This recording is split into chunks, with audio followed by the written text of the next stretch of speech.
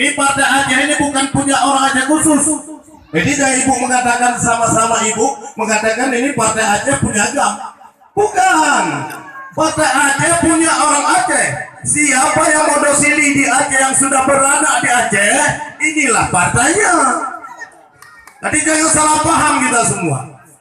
Kalau salah paham, Bunpang itu orang Aceh. Pak Swedia ya orang Aceh, siapa yang mau pilih orang Aceh, saya orang Jawa, orang Minang? Bukan. Karena ibu masih orang Jawa, ibu masih orang Minang, ibu masih orang Batak. Waktu lahir anak ibu di sini orang apa dia? Orang Aceh ya kan?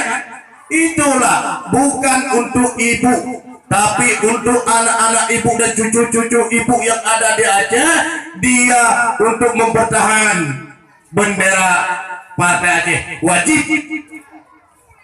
Jadi jangan salah sangka ibu-ibu. Ada orang mengatakan ini partai Aceh bagi orang Aceh.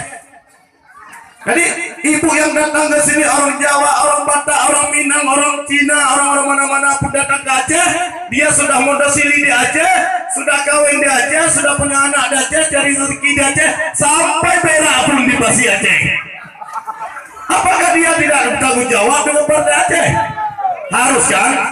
Nah, malam ini kita coba sekali lagi. Saya mau dengar apa coba? Hidup Partai Aceh. Ada dua orang yang mau jawab Partai Aceh. Coba ibu-ibu lagi. Jadi orang laki nggak usah dulu ya. Ibu-ibu dulu. Coba ibu-ibu. Hidup Partai Aceh. Hidup Rakyat Manaf. Hidup Sedia. Nah, waktu Sedia udah lemah, nggak kasih proposal ya. Coba sekali lagi Pak Sedia ya. Hidup Pak Sedia. Alhamdulillah, orang yang laki-laki nggak usah Bu.